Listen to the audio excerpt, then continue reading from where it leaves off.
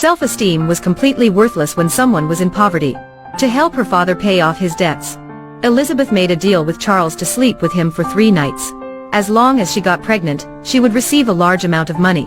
The first night, when she slept with this strange man, she was so nervous and scared. The second night, she fell in love with that man who had warm embrace and broad shoulders. The young girl felt every taste of love. Until the third night, he felt a bit nostalgic. But the deal between them closed here. Not long after, Elisabeth became pregnant and gave birth to a daughter. The newborn baby was taken away. Elisabeth was very sad since then. She regretted giving her baby to other people. Over the last 7 years, she always remembered her daughter. And even her love with that man at that time. Elisabeth went to London to find her daughter. She worked as a tutor to earn a living. She had worked in many wealthy families, but this family was a bit strange. Because they didn't light a fire, the empty living room became colder. The housekeeper said that the little homeowner was rather grumpy. So 3 previous tutors couldn't stand her but leave. When following the servant to meet the Miss Louisa, Elisabeth was a bit worried. When Elisabeth opened the door, she saw a small room on the lake. Miss Louisa was in that room. Boredom and loneliness surround her. The little girl rode back and said to Elisabeth, "Get out." For a spoiled child like this, Elisabeth was a bit nervous. Elisabeth talked to a lady in this home. But she said that she wasn't the homeowner. She was the younger sister of the mistress. The mistress was in a persistent vegetative state. And the landowner would come back tomorrow. The next day, when Elisabeth was looking out through a window, she just saw the landowner coming back. Until she saw his face clearly, she was shocked to realize that he was Charles. The mistress's sister took Elisabeth to the living room to let Charles meet the new governess. He was very surprised, but he didn't dare to overreact. Then, he took Elisabeth to the reading room, and asked her to leave his house immediately. However, Elisabeth refused. She was willing to return the money to Charles to get the daughter back. She didn't want to live in the pain of leaving her child. Because Elisabeth had signed a contract, she had a month probation period. Charles couldn't do anything but let her stay at his house. Louisa despised this low-class tutor. So she didn't concentrate on the lessons. Elisabeth had to take some strict measures. That she locked the little girl and herself into a room. Charles wasn't satisfied with Elisabeth's teaching method. He even criticized her for being unkind to his daughter. However, Charles's indulgence did spoil the little girl. Louisa despised everyone, considered herself as a noble person. She even didn't know what she should do. She was like a doll with a luxurious appearance. Elisabeth was very determined and decisive. Charles had always been rigid, but now he had to compromise. He gave Elisabeth full authority to educate his daughter. Louisa was spoiled too much. She opposed Elisabeth by breaking many things.